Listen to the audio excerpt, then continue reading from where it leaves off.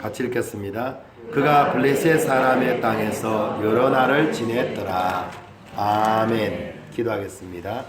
거룩하신 하나님, 오늘도 우리 가운데 귀하고 선하신 말씀을 허락하심을 감사합니다.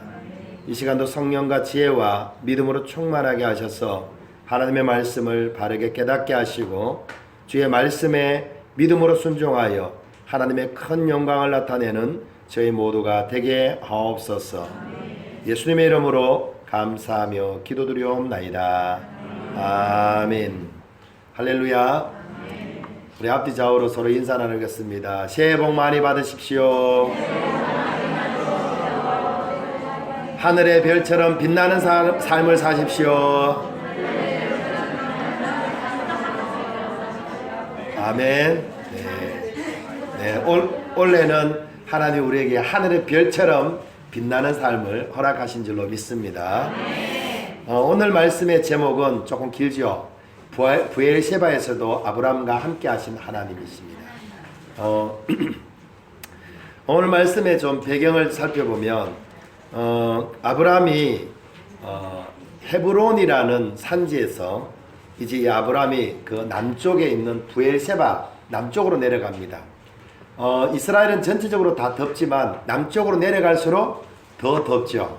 그래서 부엘셰바라는 곳에 가면 온도가 몇 도 정도 되느냐면 평균 40도 이상이 됩니다. 별로 안 놀래네요. 우리 50도 가까이 가봤어 이러는 것 같아요. 네, 40도.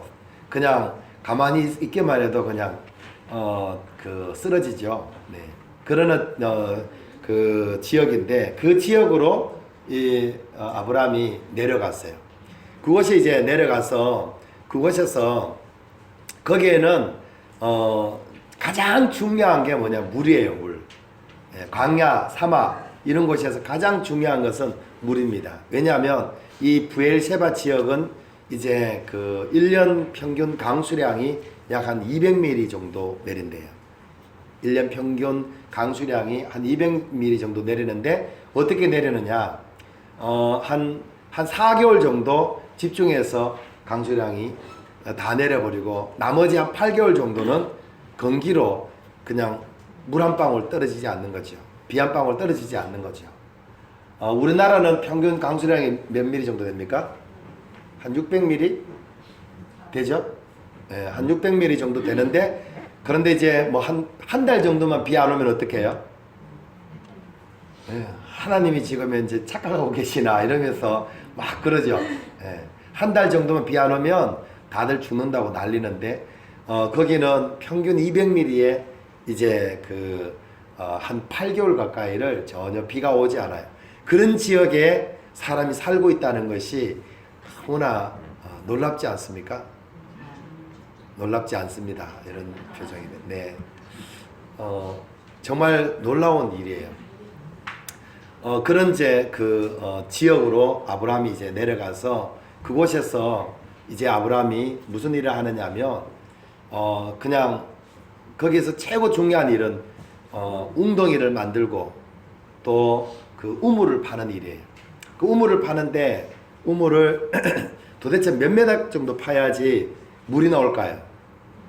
평균 그들은 100m 이상을 우물을 판다는 거죠. 100m 이상 파서 어떤 경우는 120m, 140m. 할렐루야. 효과가 아주 좋았습니다. 네, 들렸습니다. 네. 이 효과음이 좀 들어가야지 이게 은혜가 되는 거예요. 할렐루야. 네, 들어도 무슨 내용인지도 모르고 그냥 졸고 이러면 재미없어요. 오늘 특히 초등학생들 같이 있습니다. 네, 같이 효과음을 많이 내주시기 바랍니다. 할렐루야. 네. 그 100m 정도 네, 타이밍을 잘 맞추셔야 됩니다. 타이밍을. 네. 우물을 파는데 그렇게 해서 파도 100m, 120m, 140m 정도 팠는데도 물이 안 나오면 어떻게 해요? 여기가 아닌가요? 그러면서 또 그 옆에다가 또 이렇게 파야 되는 거죠. 그렇게 파는데, 그래서 많은 사람들이 곳곳에서 우물 파는 작업이 있어요. 그래서 제가 이제 이번에 이스라엘 작년에 갔을 때 보니까 와, 우물 팠는 게 정말 장난이 아니더라고. 우리가 봤던 우물이 한 120m 정도 된다고 그렇게 했었고요. 그리고 또 뭘 또 만드느냐면 물 웅덩이를 만들어요. 그건 뭐냐면 비가 올 때 그 비를 그냥 흘려보내는 게 아니라 그 웅덩이로 그 자연스럽게 받아갖고 그 물을 가지고 이제 또 먹고 사는 거예요. 그 우리나라 박정희 대통령이 이스라엘 사람들의 그 농업법이라든가 그런 것들을 새마을 운동에 동원하려고 이렇게 적용하려고 그들에게 좀 도움을 요청해서 이스라엘 사람들이 우리나라에 왔어요. 우리나라에 와서 우리나라 사람들 보고 그냥 돌아갔대요. 왜 돌아갔느냐? 아니 이 사람들은 저 한강물을 그대로 바다로 내보내는 걸 보고 아, 이 사람들은 수준이 아니구나. 그러고 그냥 가버렸대요. 왜냐? 그들은 그 물 한 방울을 절대 그냥 바다로 그냥 흘려보내지 않거든요.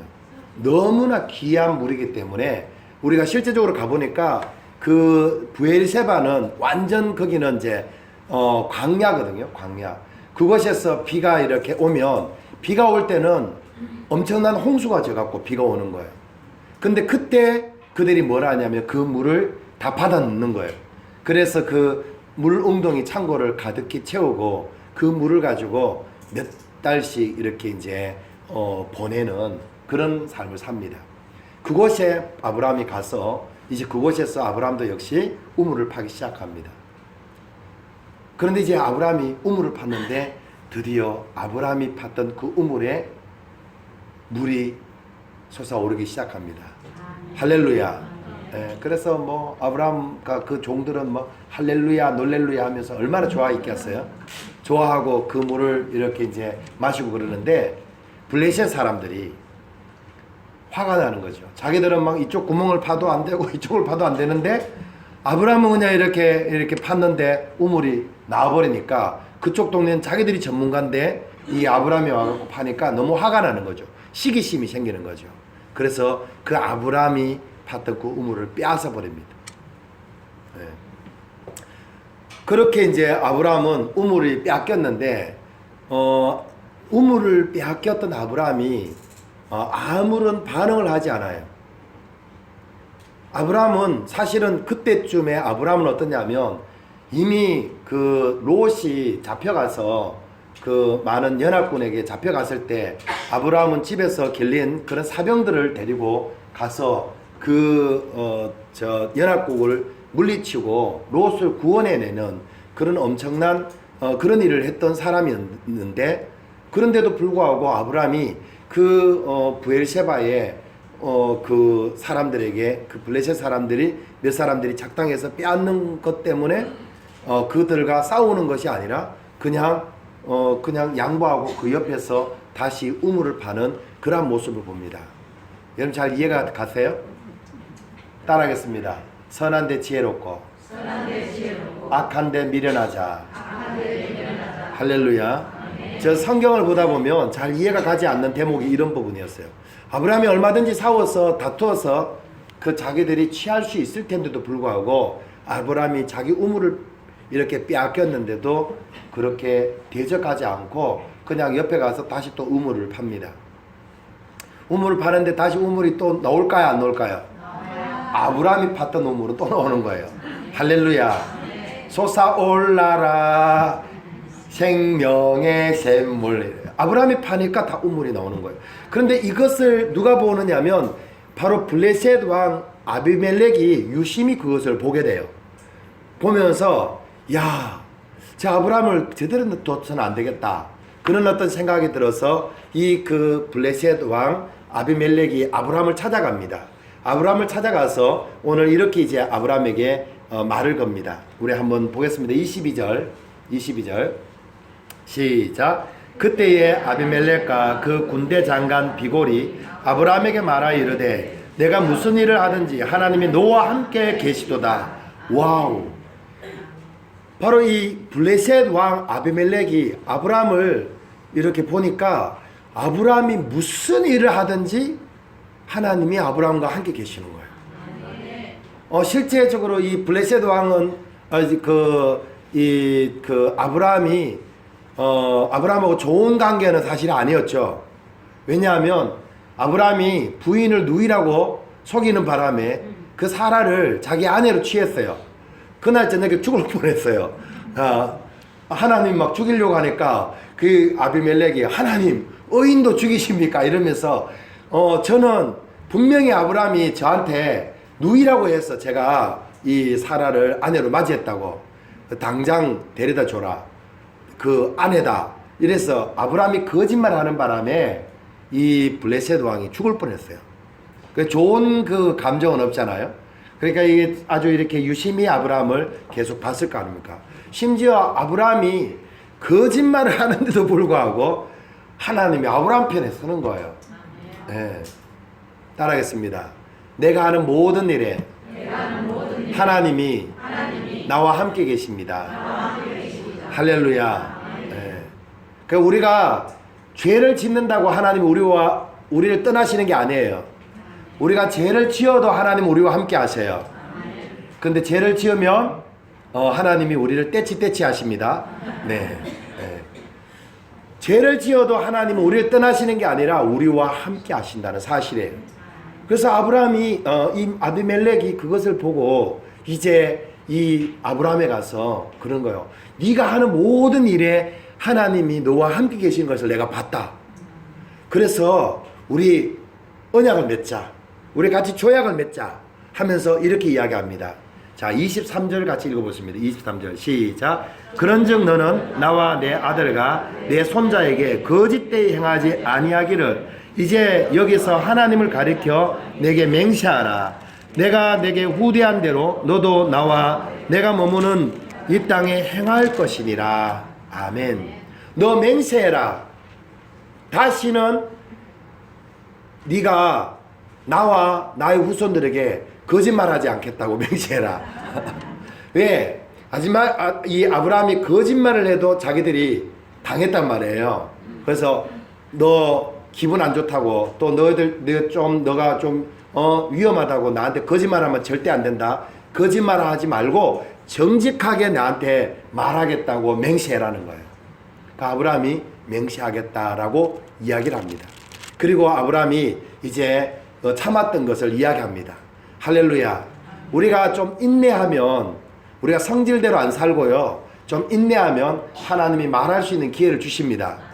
그때는 가장 좋게 해주실 줄로 믿습니다. 이제 아브라함이 가지고 있었던 이야기를 합니다. 24절부터 우리 한번 읽어보겠습니다. 24절부터 27절까지 시작. 아브라함이 이르되 내가 맹세하리라 하고 아비멜렉의 종들이 아브라함의 우물을 빼앗은 일에 관하여 아브라함이 아비멜렉을 책망하매 아비멜렉이 이르되 누가 그리하였는지 내가 알지 못하노라. 너도 내게 알리지 아니하였고 나도 듣지 못하였더니 오늘에야 들었노라. 아브라함이 양과 소를 가져다가 아비멜렉에게 주고 두 사람이 서로 언약을 세우니라. 아멘. 그래서 아브라함이 이제 속에 있는 이야기를 하죠. 너의 종이, 블레셋 그 아비멜렉의 그 종이 이제 아브라함의 우물을 빼앗은 이야기를 합니다. 그때서 지금까지 아브라함도 억울했겠죠. 그죠? 억울해갖고 어떤 면에서는 잠도 못 잘 수도 있었을 수도 있어요. 그런데 그럴 때마다 아브라함을 하나님께 오히려 기도했겠죠. 그런데 이제 하나님이 그것을 해결해 주시는 시간표가 있습니다. 날 때가 있으면 죽을 때가 있고, 어떤 또 빼앗길 때가 있으면 다시 찾을 때가 있고요. 화를 당할 때가 있으면 회복시켜 주실 때가 있습니다. 할렐루야. 그래서 우리가 정말 하나님의 때를 기다리는 그러한 사람이 지혜로운 사람이에요. 그래서 아브라함이 자기가 얼마든지 블레셋 왕하고 지금 파이팅을 할 수 있었어요. 그런데 그렇게 하지 않고 하나님의 때를 기다렸어요. 그것이 바로 선한데 지혜롭고 악한데 미련한 사람의 삶을 살아가는 모습이었습니다. 이제 아브라함이 오늘 속에 있는 이야기를 합니다. 너의 종이 내가 팠던 우물을 빼앗아갔다. 그러니까 이 아비멜렉이 뭐라고 하면 난 지금까지 몰랐다. 너도 나한테 이야기하지 않고 내 종도 내게 이야기하지 않았다. 나는 이 말이 그 아비멜렉이 하는 말이 사실이라고 저는 생각합니다. 아비멜렉이 뭐 알았다 해도 침묵할 수도 있겠지만은 아비멜렉이 몰랐을 가능성이 많죠. 왜? 바로 이 아브라함이 하나님의 사람이라는 사실을 지금 이제 아비멜렉은 인정하고 있잖아요. 그 하나님 앞에서 거짓말을 하고 있지는 않다고 생각합니다. 그러니까 이제 몰랐다. 이제 내가 그러니까 이제 아브라함이 어떻게 하냐면, 그러면 내가 이제 맹세하겠다. 그러면서 이제 그 아비멜렉과 언약을 맺으면서 이제 따로 그 새끼 암양을 7마리를 준비합니다. 새끼 양이라는 것은요, 양 중에 가장 맛있는 양이 새끼 양이에요. 양 중에서 1년 된 양이 새끼 양이래요. 어린 양. 여기서는 새끼 양이라는데 사실 이제 어린 양이라고 표현을 많이 하죠. 어린 양은 한 1년 정도 되는 양인데 희기도 가장 보들보들하게 희고 털도 희고 그런 이제 고기도 맛있는 양인데 그 암양을 7마리를 준비했습니다. 준비해 갖고 이제 아브라함이 이 아비멜렉이 원하는 그런 이제 맹세도 하고 그 언약도 맺고 아브라함이 아비멜렉에게 이렇게 이야기합니다. 28절부터 한번 보겠습니다. 28절부터 31절까지요. 시작. 아브라함이 7 암양 새끼를 따로 놓으니 아비멜렉이 아브라함에게 이르되 이 7 암양 새끼를 따로 놓으면 어찌미냐. 아브라함이 이르되 너는 내 손에서 이 암양 새끼 7을 받아 내가 이 우물판 증거를 삼으라 하고 두 사람이 거기서 서로 맹세함으로 그곳을 부엘세바라 이름하였더라. 아멘. 아브라함이 7 암양을 준비했어요. 그리고 이제 이것을 가지고 이것을 너 가져라. 가지고 그리고 이제 너 그거의 증인이 되라. 너의 종이 빼앗아갔던 그 우물 내가 판 거다. 그 소유주가 내 거라는 것에 증인이 되라. 그렇게 이제 아브라함이 요구합니다. 아비멜렉이 들어줬어요, 안 들어줬어요? 들어줬죠. 그러므로 말미암아 부엘세바라는 우물이 만들어졌어요. 할렐루야. 예. 그래서 이 부엘세바라는 이름은 사실은 우물이에요, 우물. 부엘은 우물이고 세바는 7입니다. 그래서 7양을 이제 주고 바로 이제 그 언약을 맺은 그런 아브라함의 것이라는 것을 보증받은 그런 우물이다 해서 바로 7 우물. 예. 할렐루야.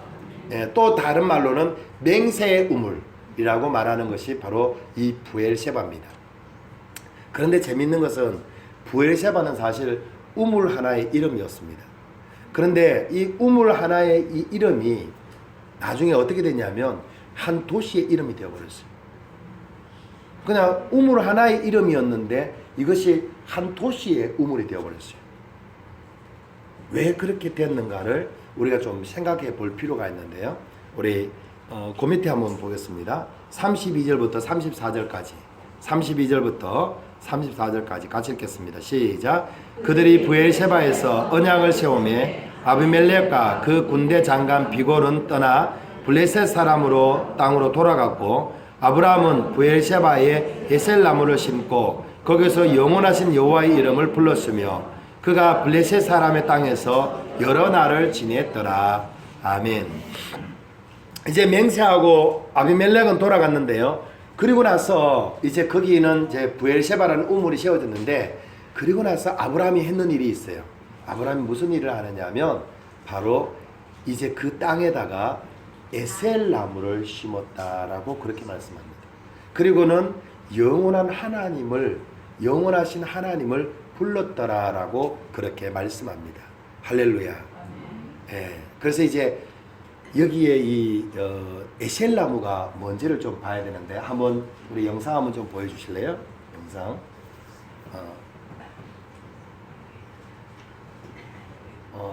우리 성도들이 작년에 수도 거기 그대로 있어요. 이거는 이제 그 우물이에요. 그 부엘세바에 있는 우물입니다. 한번 더 넘겨주세요. 네, 조금 더 넘겨주세요. 이게 우물, 이게 지하로 그냥 이게 떨어지면 죽기 때문에 이렇게 바리케이트를 쳐놓는 거예요. 자, 넘겨주세요. 자, 요게, 예, 요게 뭐냐면 로뎀나무예요. 여러분 혹시 로뎀나무 카페 많이 보셨죠? 로뎀 나무는요, 이런 나무예요. 한 번 더 넘겨주세요. 예, 그늘이 있어요, 없어요? 예, 예, 그늘이 전혀 없죠. 한 번 더 넘겨주세요. 예, 제가 밑에다가 얼굴을 이렇게 좀 들이밀고 그늘이 되는가 싶어서 한번 넣어봤어요. 그런데 여기는 이 로뎀 나무의 별명이 뭐냐면 시궁창이에요. 예, 왜 시궁창이냐면 이게 제가 여기 들어갔다 나와갖고 내 이 바지에 보니까 온통 도둑놈들이 얼마나 많이 붙었는지, 예, 그래서 이 로뎀 나무는 시원하지가 않아요. 그래서 사실 우리가 이게 우리나라의 로뎀 나무 카페 뭐 이렇게 적혔는 건요, 어떤 면에서는 별명으로 친다면 시궁창 카페 이런 겁니다. 네. 이제 왜 로뎀 나무를 하냐면 엘리야가 도망을 가다가 이 로뎀 나무에다가 머리를 이렇게 쳐박고 좀 쉬려고 그랬잖아요. 그래도 이게 심이 돼야 안 돼요? 심이 안 돼요. 여기는 안 시원해요. 네. 로뎀 나무는 별로 시원하지 않습니다. 그런데 진짜 시원한 나무가 있어요. 한 번 더 넘겨주세요. 이 나무입니다. 이 나무는 무슨 나무예요? 에셀 나무예요. 한 번 더 넘겨주세요. 네, 시원하죠. 그늘이 엄청 크죠. 한 번 더 넘겨주세요. 네, 이건 접니다. 네, 여기 멈춰주시면 됩니다.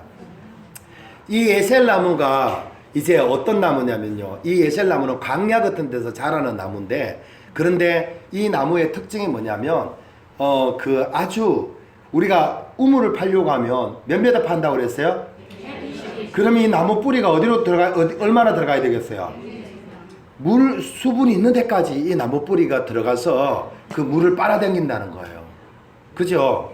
그런데 이런 곳에 또 이 나무가 또 특징이 뭐냐면 염분, 소금 있잖아요. 소금기가 있는 물을 좋아해요. 네, 그래서 이제 이 지역은 소금기가 좀 있는 지역이잖아요. 사해바다 일대니까요. 그 아래쪽이니까요. 소금기가 있잖아요. 그러면 여기에서 이제 물을 빨아당기면, 그러면 소금물이 올라오잖아요. 소금물이 올라오면 그냥 생수는 몸 안으로 이렇게 빨아당기고, 그리고 이제 소금, 염분은 몸 밖으로 배출해 버린대요. 나무가 스스로. 그래서 이 나무를 제가 이거 좀 찍어 봤어요. 나무 껍데기하고 이파리 이렇게 찍어 먹어 보니까 짭짤합니다. 예, 염분이 많이 묻어 있어서. 그래서 왜 이야기를 드리냐면요, 염분이 많이 묻어 있다 보니까 어떤 일이 있냐면, 이제 밤에 이 이스라엘에는 이슬이 내리잖아요. 이슬이 내리면 다른 나무보다 염분이 많은 이 나무에 훨씬 더 이슬이 많이 맺힌다는 거예요. 한 장 더 넣어주세요. 여기입니다. 이렇게 이슬이 많이 맺히는 거예요. 예. 이슬이 많이 맺히고, 그래서 이제 다음날 햇빛이 쨍쨍 내리맺히잖아요. 그러면은 저 이슬들이 다 증발을 하게 되겠죠. 증발을 하면서 여기 어떤 일이 일어나냐면 순환 현상이 일어나서 여기에 자체적으로 에어컨이 돌아가는 거예요. 예, 이 안에서 자동으로 겨울로 이야기하면 우풍이 생기는 겁니다. 예, 우풍이 생겨갖고 이렇게 바람이 이렇게 그 밑에 있으면 그냥 잔잔한 바람이 위에서부터 이렇게 불어오는 거예요. 바깥에 나가면 전혀 바람이 없는데 이 나무 안에서는, 이렇게 나무 밑에서는 바람이 있는 거예요. 그래서 광야길을 여행하는 사람, 바로 이 평균 40도 이상의 그 길을 여행하는 사람들에게 이 에셀 나무는 어떤 나무겠어요? 정말 너무 좋은, 안식할 수 있는 나무, 진정한 힘이 될 수 있는 나무인 거예요. 할렐루야.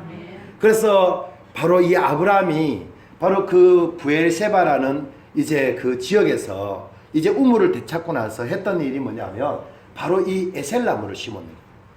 에셀나무를 심으니까 이제 많은 사람들이, 여행객들이 이렇게 이제 지나가다가 여기 에셀나무가 있으니까 이 에셀나무를 찾아오겠죠.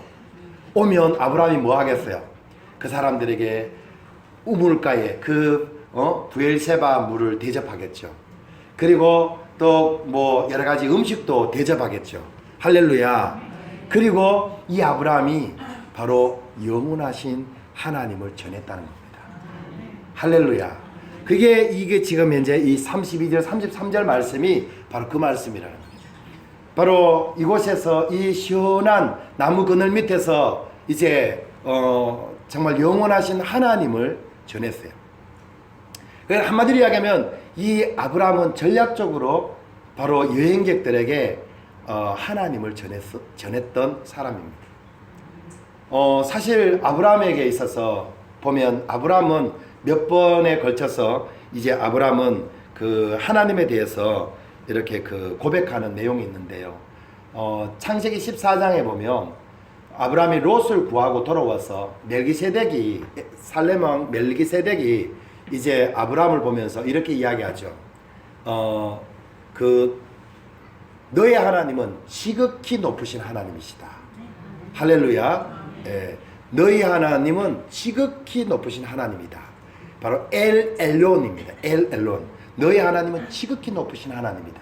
그래서 바로 아브라함은 지극히 높으신 하나님께서 바로 내가 롯을 구하러 갈 때 바로 나와 함께 하시며 나를 도와주셨구나. 할렐루야. 깨달았다는 거죠. 그렇게 하나님을 경험했습니다. 그리고 창세기 17장에 가면 창세기 16장에 이제 아브라함이 이스마엘을 낳게 돼요. 그리고 창세기 17장에 가면 하나님이 아브라함에게 찾아오십니다. 찾아오셔서 나는 엘 샤다이, 난 전능하신 하나님이다. 이렇게 하나님이 자기를 말씀하십니다. 나는 전능하신 하나님이다. 무슨 말입니까? 하나님께서 아브라함에게 너의 후사를 주겠다. 사라를 통해서 너의 후사를 주겠다라고 말씀했지만 아브라함은 이제 그것을 믿지 않고 이스마엘을 이제 그 하갈을 취하고 이스마엘을 낳게 됐잖아요. 그래서 하나님이 다시 말씀하는 거예요. 야, 너 나 못 믿겠냐? 나 못 믿겠냐? 나 전능하신 하나님이야. 나 전능하신 하나님이라고. 나 엘샤다이라고. 나 엘샤다이인데 내가 너에게 자녀를 주겠다. 바로 사라를 통해서 자녀를 주겠다. 너 믿어라. 너 믿는 다음에 할례해. 그래서 창세기 17장에 뭐가 나오냐면 할례를 행하는 그런 모습이 있습니다. 할렐루야. 그렇게 이제 아브라함은 바로 지극히 높으신 하나님을 경험했고요. 또 전능하신 하나님을 경험했어요. 그 하나님이 정말 약속대로 이삭을 선물로 주셨잖아요. 할렐루야. 그리고 이제 우물 뺏기는 이 사건을 통해서 아브라함이 또 한 번 하나님을 경험하게 됐죠. 엘올라라고 그 하나님을 경험하게 되는데 이번에 경험했던 하나님은 어떤 하나님이었습니까? 여기 오늘 표현되어 있잖아요. 영원하신 하나님. 할렐루야. 예, 여기 좀 잘 안 하다 할 수 있는데요. 그냥 이 말씀을 다른 말로 제가 좀 번역을 해드리면 항상 계시는 하나님. 할렐루야. 예, 하나님 항상 계셨네요. 무슨 말입니까? 하나님은 부엘세바에 갔을 때도 하나님 덥다고 안 따라오신 분이 아니라 아브라함과 함께 계셨고요. 그리고 아브라함이 우물을 팔 때 막 정말 힘들 때 그때도 하나님 함께 계셨고요. 우물을 파서 정말 위야 물이 터졌다 이럴 때도 하나님이 아브라함과 함께 계셨고요. 또 블레셋 사람들에게 이제 그 우물을 빼앗겼을 때도 하나님이 그때도 함께 계셨다는 사실입니다. 할렐루야. 그리고 이제 다시 하나님이 아비멜렉을 통해서 다시 그 우물을 찾아주실 때도 하나님이 함께 계셨던 거예요. 할렐루야. 아브라함이 함께 계셨던 하나님, 어떤 하나님입니까? 엘샤다이 하나님, 지극히 높으신 하나님. 그 아브라함은 그것을 전하기 위해서 바로 에셀나무를 심었다는 거예요. 그리고 지나가는 그 나그네들에게 힘을 주고, 그리고 그들에게 정말 항상 함께 계시는 하나님을 전했습니다. 그분은 지극히 높으신 하나님인데 우리를 구원하시기 위해서 낮고 낮은 이 땅으로 내려오신 분이라는 겁니다. 할렐루야. 그분은 전능하신 하나님이신데 정말 우리의 삶에 찾아오셔서 정말 아이를 낳지 못하는 사람에게 아이를 낳게 하시고 물을 찾는 영혼들에게 바로 생수를 공급해 주시는 그러한 하나님이시라는 것을 증거하셨습니다. 할렐루야. 사랑하는 여러분, 오늘 이 말씀이 아브라함의 이야기로 저는 끝나지 않았으면 좋겠습니다. 바로 용인 우리교회가 바로 이런 아브라함처럼 에셀 나무 교회가 되기를 축복합니다. 많은 사람들에게 힘을 주는 교회, 많은 사람들에게 안식을 주는 교회가 되기를 원합니다. 수고하고 무거운 짐진 자들아 다 내게로 오라. 내가 너희를 쉬게 하리라. 예수님 말씀하셨고요. 예수님은 우리에게 진정한 안식을 주시기 위하여 십자가에 못 박혀 죽으셨습니다. 그리고 그분은 바로 사망 권세를 깨뜨리시고 죽은 자 가운데서 부활하셨어요. 할렐루야. 그날이 주일 아침 아니겠습니까? 그래서 우리가 주일날 예배 드리는 거잖아요. 바로 우리가 오늘 예배를 드리는 것은요, 우리의 안식일의 주인 되시는 예수 그리스도께서 우리의 모든 문제를 해결하시고 사망 권세를 깨뜨리시고 우리에게 진정한 안식을 주셨습니다. 진정한 쉼과 평안을 주셨습니다. 진정한 기쁨을 주셨습니다. 이것을 우리 하나님께서는 나타내기를 원하시죠. 그것을 저와 여러분들이 누리기를 원하십니다. 그래서 용인우리교회가 정말 예배 때마다 정말 에셀나무 밑에 여행객들이 앉아서 쉼을 누렸던 것처럼 정말 예수 그리스도 앞에서, 예수 그리스도 안에서 진정한 평안과 기쁨과 안식을 누리는 그런 용인우리교회가 되기를 예수님의 이름으로 축원합니다.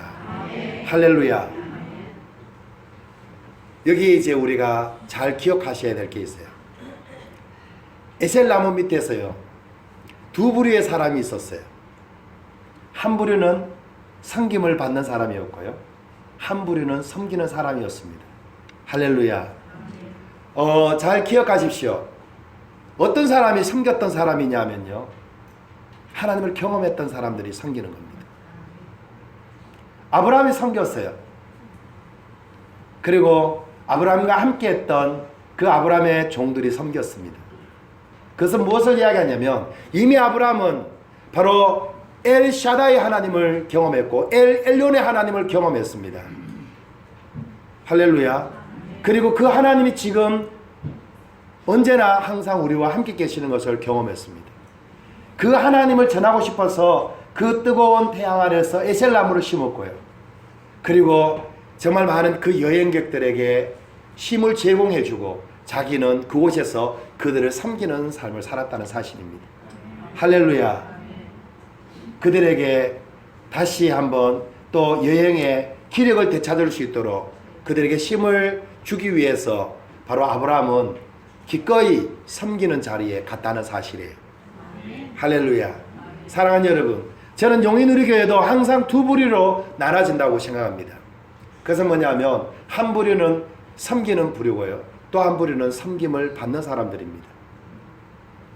저는 어떤 사람이 섬기는 사람이고 어떤 사람이 섬김을 받는 사람이냐, 그것은 바로 내가 하나님을 경험했는 사람, 내가 예수 그리스도로 말미암아 진정한 평안과 안식을 경험했는 사람, 하나님이 정말 전지전능하신 하나님이라는 사실을 제대로 경험했는 사람, 그 사람은 바로 이제 섬김의 자리로 오는 것이 마땅합니다. 할렐루야. 근데 나는 아직까지 교회는 5년, 10년, 20년, 30년 다녔어. 집사직분도 달고 그랬어. 그런데 아직까지 하나님을 제대로 경험하지 못했어. 여러분, 그분은 섬김 받는 자리에 가시는 게 마땅합니다. 할렐루야. 그래서 혹시 우리 집사님들 중에서, 권사님들 중에서 뭐 연세가 많아서 그런 거 말고요, 연세가 많으신 분들은 또 섬김을 받으셔야 되죠. 그런 것이 아니라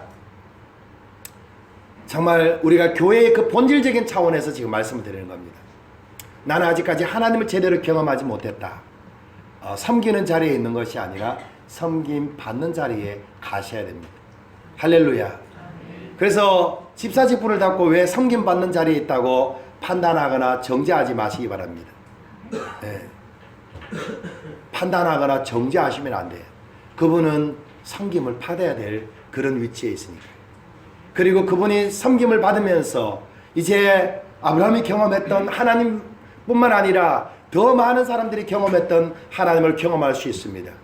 치료의 하나님을 경험할 수 있고요, 능력의 하나님을 경험할 수 있고, 우리의 인생을 완전히 바꿔놓는, 새롭게 온전하게 바꿔놓으시는 하나님을 경험할 수 있습니다. 할렐루야. 그분이 그런 하나님을 경험할 때까지는 아브라함처럼 열심히 섬기시기를 예수님의 이름으로 축복합니다. 또 우리 섬기는 사람들은요, 항상 무엇을 가지고 계셔야 되느냐면, 아브라함이 무조건 섬기기만 하지는 않았어요.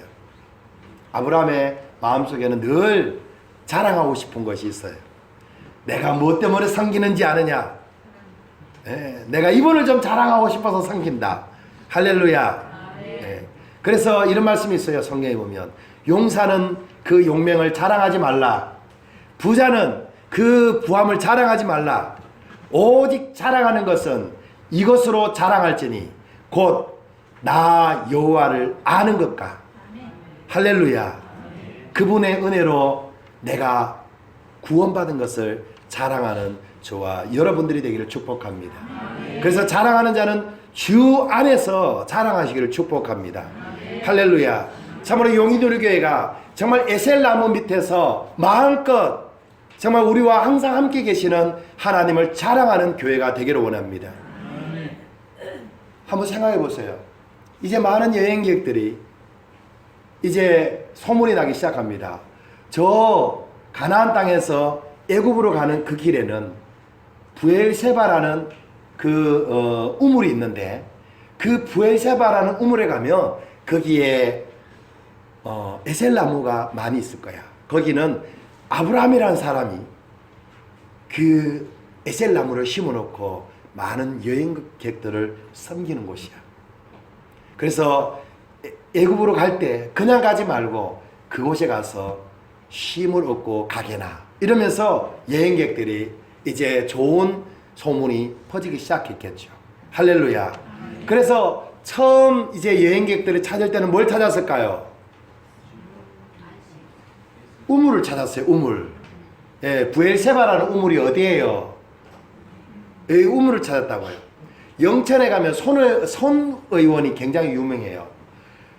그 중풍병자를 잘 고친다고 해서 손 의원이 유명한데, 그래서 저희 장모님이 예전에 이제 뇌출혈로 이제 중풍병이 있어서 이렇게 모시고 갔는데요. 영천 전체가 손 의원이에요. 그래서 진짜로 찾을 수가 없어요. 그죠? 네, 찾을 수가 없어요. 그런 일들이 많이 생기죠. 한 작은 의원 때문에 이제 중풍병자는 영천으로 가라. 그곳에 가면 손의원이 있다. 알고 보니까 거기 병원은 다 손의원이야. 예. 이 많은 여행객들이 부엘세바로 가라. 부엘세바의 그 우물은 바로 아브라함이 블레셋 사람들에게 빼앗겼던 우물인데 하나님이 다시 찾아주셨다. 그것은 맹세의 우물이다. 그것은 7 우물이다. 그러면서 소문이 나갔고 결국 부엘세바라는 작은 우물 하나 이름이 결국 그 도시의 이름으로 바뀌어버렸어요. 할렐루야. 저는 용인우리교회도 그렇게 되기를 원합니다. 이 지역이 둔전이고요. 이 건물이 GS마트 건물이래요. GS마트 건물 아니거든요. 우리 교회도 여기 있잖아요. 주소지가. 그래서 이제 저는 우리 교회가 아주 작은 교회지만 이제 둔전에 가면 용인우리교회가 있다. 할렐루야. 용인우리교회 가면 안식을 얻는다. 용인우리교회를 가면 안식일의 주인 되시는 예수님을 만난다. 할렐루야. 용인우리에게 가면 먹을 것도 많이 준다. 마실 것도 많이 준다. 필요를 채워준다. 우리의 인생을 바꾸어준다. 좋은 소문이 많이 나기를 원합니다. 그래서 GS 건물이라는 이 건물이 용인우리교회 건물로 이제 사람들에게 소문나기를 원합니다.